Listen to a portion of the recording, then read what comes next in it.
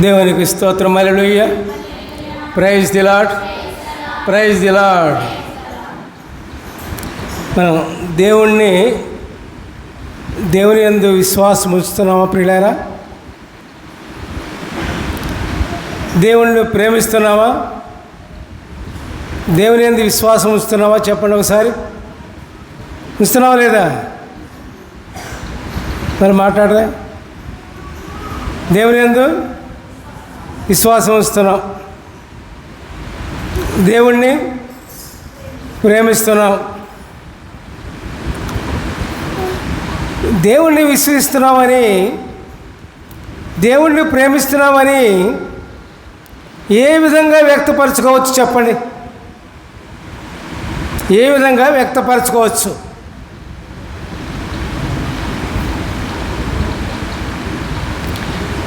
దేవుని మాట వినుట ద్వారా. వినండి, దేవుని మాట వినుట ద్వారా,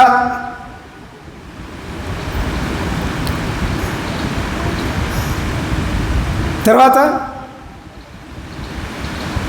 దేవుని పిలుపుని అంగీకరించి ఆయన చెప్పిన కార్యం చేయుట ద్వారా,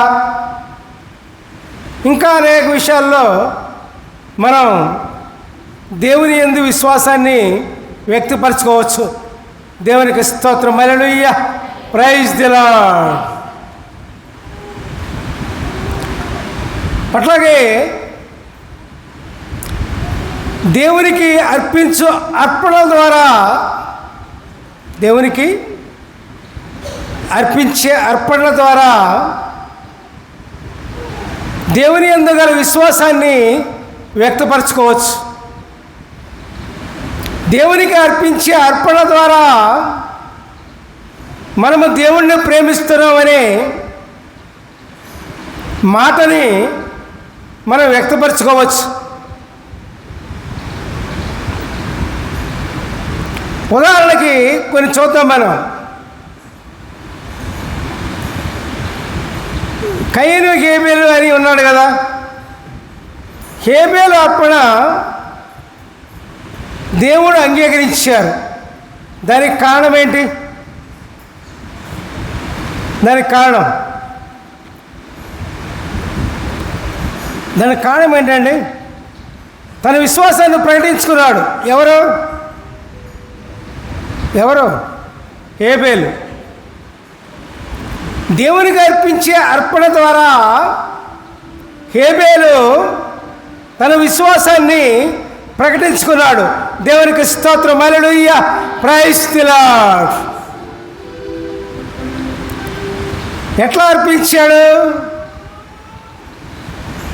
ఏ విధంగా అర్పించాడు దేవునికి?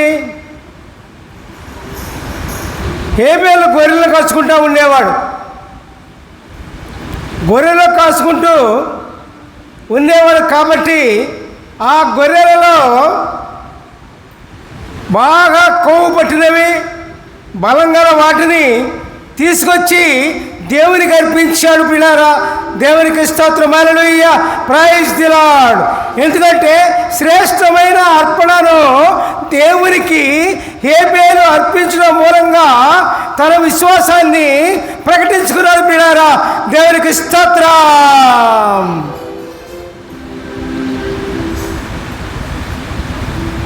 అదే ఆదికాండం 4:4 చెప్తారు. హేబేలు కూడా తన మందలో తొలి సూర్యులో పుట్టిన వాటిలో క్రొవ్విన వాటిని కొన్ని తెచ్చాను. యెహోవా హేబేలును అతని అర్పణను లక్ష్యమించెను. హల్లెలూయా.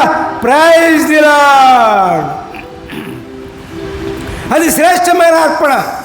మనం అర్పణ ఇవ్వాలనుకోండి, ఎట్లా ఇస్తాం? మనం పరిశీలించుకోండి. మనం జేబుల్లో చేపెడతాం.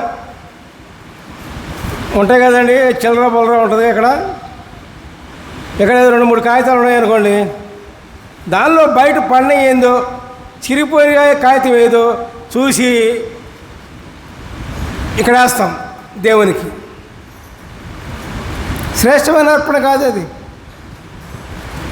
దేవునికి ఇచ్చేది శ్రేష్టంగా ఉండాలి. దేవునికి మనం ఇచ్చేది శ్రేష్టమైన అర్పణగా ఉండాలి పిల్లారా. హేబేలు శ్రేష్టమైన అర్పణ అర్పించాడు కాబట్టి హేబేలుని దేవుడు అంగీకరించాడు. హేబేలు అర్పణ దేవుడు అంగీకరించాడు. శ్రేష్టమైన అర్పణను దేవుడు అంగీకరించాడు పిల్లారా. అప్పుడు దేవుడు సంతోషించాడు. ఎవరిని చూసి? హేబేలుని చూసి. అతను చనిపోయినా సరే దేవుడు హేబేలుతో మాట్లాడాడంట పిల్లారా. దేవునికి స్తోత్రం. చూశారండి ఎంత గొప్ప ధన్యత. జీవించి ఉండగానే కాదు, హేబేలు చనిపోయినా సరే దేవుడు హేబేలుతో మాట్లాడుతూ ఉండేవాడు పిల్లారా. ఎందుకని? తన విశ్వాసాన్ని ఏ విధంగా ప్రకటించుకున్నాడు పిల్లారా? హేబేలు తన అర్పణ ద్వారా తన విశ్వాసాన్ని దేవునికి ప్రకటించుకున్నాడు పిల్లారా. దేవునికి స్తోత్రం. హల్లెలూయా, ప్రైజ్ ది లార్డ్. అట్లాగే దావీదు మహారాజు, అందరికీ శ్రమలు వస్తాయి మానవులకి. మనం మానవులం కనుక మనలో ఈ శరీరం ఉంటుంది, రక్తమాంసంతో కూడిన శరీరంతో ఉన్నాం మనం. అందుకని రక్తమాంసంలో శరీరంతో ఉన్నాం కాబట్టి మనకు శ్రమలు, కష్టాలు, నష్టాలు ఇవన్నీ కూడా వస్తాయి. అది సహజం. ఆ కష్టం వచ్చినప్పుడు మనం ఏం చేస్తుంటాం? ఇక్కడ దావీదు మహారాజుకి విపత్తు వచ్చింది. తన సైన్యం బలైపోతూ ఉన్నారు. అటువంటి సమయంలో దేవుడు ఒక అతని దగ్గర పొలాన్ని కొని బలిపీఠాన్ని కట్టించాడు ప్రియారా. దేవునికి స్తోత్రం. దేవునికి బలిపీఠాన్ని అర్పణగా అర్పించినప్పుడు తన శ్రమ తగ్గిపోయింది ప్రియారా. దేవునికి స్తోత్రం. 2 సమూయేలు 24:20 చూడండి. అక్కడ దావీదు యెహోవా నామమున ఒక బలిపీఠము కట్టించి దహన బలులను సమాధాన బలులను అర్పించెను. యెహోవా దేశం కొరకు చేయబడిన విజ్ఞాపనములను ఆలకింపగా ఆ తెగులు ఆగి ఇశ్రాయేలులను విడిచిపోయాను. ఆపద వెళ్ళిపోయింది. అలాగే ప్రియులారా, మనకు ఎన్నో ఉదాహరణలు దేవుడు మనకి ఇచ్చారు బైబిల్లో. ఆపద వచ్చినప్పుడు ఏం చేయాలి, కష్టం వచ్చినప్పుడు ఏం చేయాలి, దేవునికి ఏ విధంగా మనం అర్పణలు అర్పించాల్సి వచ్చింది కూడా, అన్ని విషయములను కూడా మనము దేవునికి విశ్వాసాన్ని, మన విశ్వాసాన్ని దేవునికి ఏ విధంగా ప్రకటించుకోవాలన్న విషయాన్ని దేవుడు మనకు తెలియజేస్తూ ఉన్నాడు. దేవునికి స్తోత్రం. హల్లెలూయా, ప్రైజ్ ది లార్డ్. మరి ఇంకో ఘనమైన అర్పణ ఉంది. హన్నా గురించి మీకు తెలిసే ఉంటుంది, ఎన్నోసార్లు చెప్పుకున్నాం. హన్నాకు పిల్లలు లేకుండా బాధపడుతూ ఉంటుంది, ఎప్పుడూ బాధపడుతూ ఉంటుంది పిల్లలు లేని కారణం చేత. ఒక మొక్కుబడి మొక్కు ఉంది. ఏమని? అయ్యా, మీరు నాకు మగ పిల్లవాడిని ఇచ్చినట్లయితే వాని మీదకి క్షౌరము వేయకుండా బ్రతికినంత కాలము దేవునికే, మీకే అర్పిస్తాను ప్రభువా బిడ్డను అని బిడ్డనే మోకరించింది. ఎవరికి? దేవునికి ప్రియులారా. బిడ్డనే నేను మీకే అర్పిస్తాను ప్రభువా, ఒక మగ పిల్లవాడు పుడితే అని దేవునికే అర్పించేట్లుగా మొక్కుబడి మొక్కుంది ప్రియులారా. దేవునికి స్తోత్రం. డబ్బులు ఇవ్వటం కాదు, వస్తువులు ఇవ్వటం కాదు, ఏ ఇవ్వటం కాదు. మగపిల్లవాడిని ఇస్తే దేవునికే అర్పిస్తానని మొక్కుబడి మొక్కుంది ప్రియులారా. అంతకంటే గొప్ప మొక్కుబడి ఇంకేముంటుంది ప్రియులారా? దేవునికి స్తోత్రం.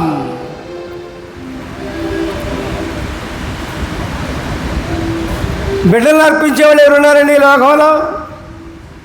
ఉన్నారా? ఉండరు. ఈ లోకంలో డబ్బులు గిబ్బులు ఇట్లాంటివి అర్పించేవాళ్ళే తక్కువైపోయారు.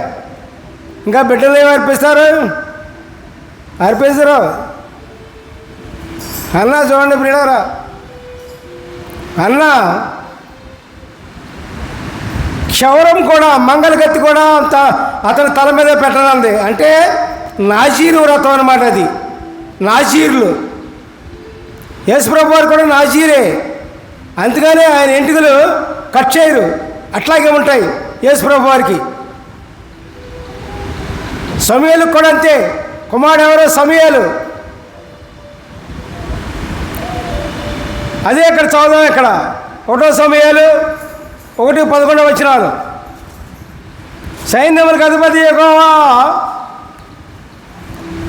నీ సేవకురాలనైన నాకు కలిగి ఉన్న శ్రమను చూచి నీ సేవకురాలనైన నన్ను మరువక నన్ను జ్ఞాపకం చేసుకొని నీ సేవకురాలనైన నాకు మగ పిల్లను దయచేసిన ఎడల వాని తల మీదకి క్షౌరపు గత్తి ఎన్నటికి రానియక వాడు బ్రతుకు దినములన్నిటిలో నేను వానిని యెహోవాకు నీకు అప్పగింతునని మొక్కుబడి చేసుకొనెను. ఆమె యెహోవా సన్నిధిని ప్రార్థన చేయుచుండగా ఏలీ ఆమె నోరు కనిపెట్టుచుండెను. హల్లెలూయా. చూసారా నా మొక్కుబడి? అర్పణ అర్పించినందుకు దేవుడు ఆమెను ఊరకనే పోగొడతాడా అండి? బిడ్డలు లేరు అని బాధపడుతున్న స్త్రీకి అన్నాకు మగబిడ్డ పుడితే నీకే అర్పిస్తాను ప్రభువా అని అని అన్నందుకు దేవుడు ఆమెకు ఏం చేశారు తెలుసా ప్రియులారా? 3 కుమారులను ఇచ్చారు, 2 కుమార్తెలు ఇచ్చారు ప్రియులారా. దేవునికి స్తోత్రం. దేవుడు ఎంత కృపామయుడో, ఎంత ప్రేమామయుడో, ఎంత మహోన్నతుడో చూడు ప్రియులారా. ఎంత గొప్పగా ఆమెను దీవించి 3 కుమారులను 2 కుమార్తెలను ఇచ్చాడు ప్రియులారా. దేవునికి స్తోత్రం. అదే దేవుని గొప్పతనం ప్రియులారా. దేవుని నమ్మడం చేత అయితే, ప్రభుని నమ్మటం చేత అయితే, ప్రభునందు విశ్వాసం ఉంచడం చేత అయితే, దేవుని ప్రేమించడం చేత అయితే ప్రియులారా, దేవుడు మన ఇంట మనకు కూడా పొంగిస్తాడు, ఏది తక్కువ లేకుండా ప్రియులారా. దేవునికి స్తోత్రం. మనకు విశ్వాసం ఉంచడం చేత కాటలా, దేవుణ్ణి ప్రేమించడం చేత కాటలా, మనకు దేవునికి ఏది చేయడం చేత కాటలా ప్రియులారా. అందుకే అనేకమైన జీవితాల లోకంలో కుంటుబడిపోతున్నాయి ప్రియులారా. దేవునికి స్తోత్రం. అర్థమైందండి? అర్థమైంది కదా? కాబట్టి ప్రియులారా, దేవునికి మొట్టమొదటి స్థానం దేవునికి ఇవ్వాలి. తర్వాత ఎవరికైనా సరే దేవుడు ఎన్నో పర్యాయములు ఎన్నో చోట్ల ఈ విధంగా చెప్పారు ప్రియులారా. అది మన మనసుకి ఎక్కాలి.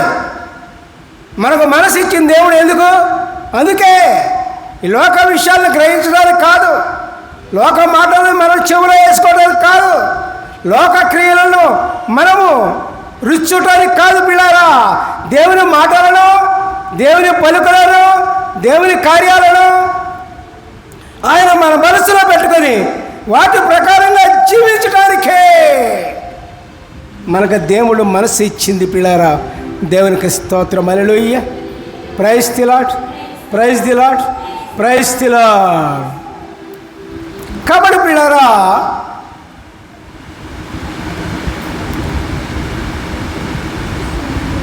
మన జీవితము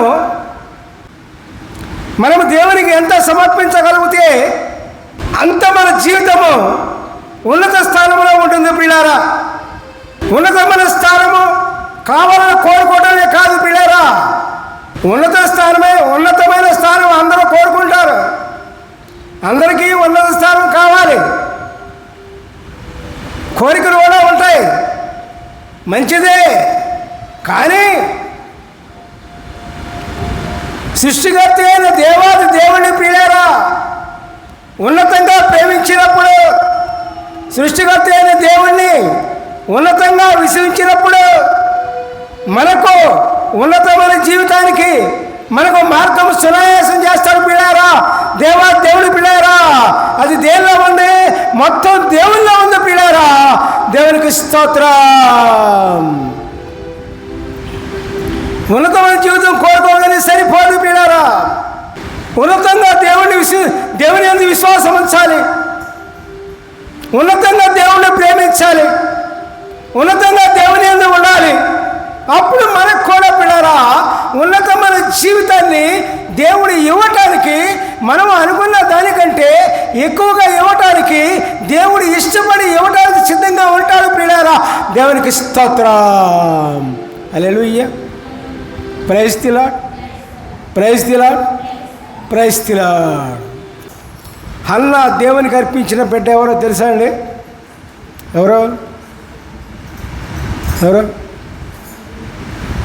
ఎవరండి? గుర్తు మర్చిపోయారా? ఇంకేం గుర్తుంటాయి మనకి? ఎవరు గట్టిగా చెప్పండి. సమయాలు నోటు కొనుక్కుంటారా? గట్టిగా చెప్పండి. సమూయేలు. ఎవరండి? సమూయేలు. దేవుడు ఆ బిడ్డను సమూయేలును మహాప్రవక్తగా నియమిస్తాడు పిల్లారా. దేవునికి స్తోత్రం.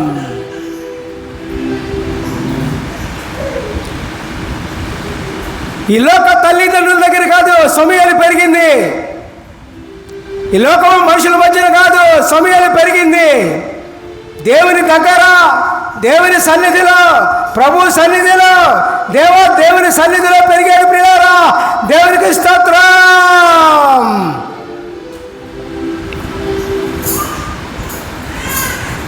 అది ఎట్లా పెరిగాడు ఒకసారి చూద్దాం కొన్ని పాయింట్లని. 1 సమూయేలు 2:26 బాలుడకు సమూయేలు ఇంకను ఎదుగుచు యెహోవాకును మనుషులకును అనుకూలుడాయను. హల్లెలూయా. Praise the Lord. మనుషులకు అనుకూలంగా ఉండేవాడు, దేవునికి అనుకూలంగా ఉండేవాడు. ఆ విధంగా ఎదిగాడు పిల్లారా. మరి ఈ లోకంలోకి వచ్చి యేసుప్రభు వారు కూడా మనుషుల దయ అందరూ దేవుని దయ అందరూ వర్ధిల్లుతూ ఉండినని రాయబడింది పిల్లారా. దేవునికి స్తోత్రం. ఆ విధంగానే మహాప్రవక్తను చేయబోతున్న సమూయేలు ఆ విధంగానే పెరిగాడు. మనుషుల యందు దేవుని యందు అనుకూలంగా ఉన్నాడు ప్రియారా. దేవునికి స్తోత్రం. అనుకూలం అంటే మనుషులు ఎట్లా పోతున్నారో అట్లా పోయేవాడు కాదు. మనుషులు ఏం మాట్లాడుతున్నారో ఆ విధంగా మాట్లాడతాం కాదు. ప్రేమను చూపించాడు. అనుకూలం అంటే ప్రేమను చూపించాడు మనుషుల మీద. అనుకూలంగా ఉన్నాడు. ఎవరిని ద్వేషించేవాడు కాదు, ఎవరికి శత్రువు అయ్యేవాడు కాదు, ఎవరిని శత్రువులుగా చూసేవాడు కాదు. ప్రేమగా ఉండేవాడు సమూయేలు. దాన్ని బట్టి ఈ మాటను బట్టి మనం అర్థమవుతుంది. అది దేవుని యందు సరిగా. తర్వాత 1 సమూయేలు 3:19 సమూయేలు పెద్దవాడు కాగా యెహోవా అతనికి తోడై ఉన్నందున అతని మాటలలో ఏది తప్పిపోలేదు. హల్లెలూయా. Praise the Lord. చూశారండి, దేవుడు తోడై ఉన్నప్పుడు, ప్రభు తోడై ఉన్నప్పుడు, యేసే తోడై ఉన్నప్పుడు, దేవుడు తోడై ఉన్నప్పుడు మనము ఏ మాట మాట్లాడితే అది జరుగుతుంది పిల్లారా. దేవునికి స్తోత్రం. మన మాట నెరవేరాలంటే, మన మాట నెరవేర్చబడాలంటే దేవుడు తోడే ఉండాలి. దేవుడు తోడే ఉన్న వ్యక్తికి, ప్రభు తోడే ఉన్న వ్యక్తికి, యేసయ్య తోడే ఉన్న వ్యక్తికి, దేవుడు తోడే ఉన్న వ్యక్తికి, ఆ వ్యక్తి ఏ మాట మాట్లాడితే అది జరుగుతుంది పిల్లారా. దేవునికి స్తోత్రం, హల్లెలూయా, ప్రైజ్ ది లార్డ్. ఎందుకని? దేవుడు తోడే ఉన్నాడు కనుక పిల్లారా. సమూయేలుకి అదే జరిగింది. మొట్టమొదటి రాజుని ప్రజల కోరిక మీద ఎవరిని ఎన్నుకున్నాడు? మొట్టమొదటి రాజు ఎవరో? ఇజ్రాయేల్ మొట్టమొదటి రాజు సౌలు రాజు. ఎన్నిసార్లు చెప్పుకున్నాం అమ్మాయి? ఎన్నిసార్లు చెప్పుకున్నాం మనం? మాట వింటాం లేదా? బైబిల్ వంట పట్టదా మీకు? ఎన్నిసార్లు చెప్పుకున్నాం? మొట్టమొదటి రాజు ఎవరు చెప్పండి ఇప్పుడు? సౌలు రాజు. ప్రజల కోరిక మీద దేవుడు సౌలు రాజుని ఎన్నుకున్నప్పుడు అప్పుడు సమూయేలు ఏం చేశాడు తెలుసా ప్రియులారా? రాజు కదా. ఎవరో సమూయేలా? సౌలు రాజు కదా. రాజుకి పరిపాలన, కొత్తగా రాజుగా నియమించబడ్డాడు కదా దేవుని చేత. ప్రజలను ఎట్లా పరిపాలించాలి, ఏ విధంగా పరిపాలించాలి, ఎట్టి విధంగా పరిపాలించాలి తెలియదు. అప్పుడు రాజ్యాంగాన్ని రాజు ఎట్లా పరిపాలించాలి, ప్రజలను ఏ విధంగా పరిపాలించాలి, ఎట్లా పరిపాలించాలి అని రాజ్యాంగాన్ని రాసింది ఈ యొక్క సమూయేలే. అన్నా శ్రేష్టంగా దేవునికి అర్పించిన బిడ్డను, దేవునికి దగ్గర ఉన్నాడు కనుక దేవుడు ఏం చేశాడంటే ఇశ్రాయేలు పైన రాజ్యాంగాన్ని రాయడానికి ఉపయోగించాడు పిల్లారా. దేవునికి స్తోత్రం. దేవుడు తోడున్నాడు కనుక. అదే ఇక్కడ చెప్తారు 1 సమూయేలు 10:25. తర్వాత సమూయేలు రాజ్య పరిపాలన పద్ధతిని జనులకు వినిపించి ఒక గ్రంథమందు రాసి యెహోవా సన్నిధిని దాన్ని ఉంచాను. అంతటి సమూయేలు జనులందరినీ వారి వారి ఇళ్లకు పంపివేశాను.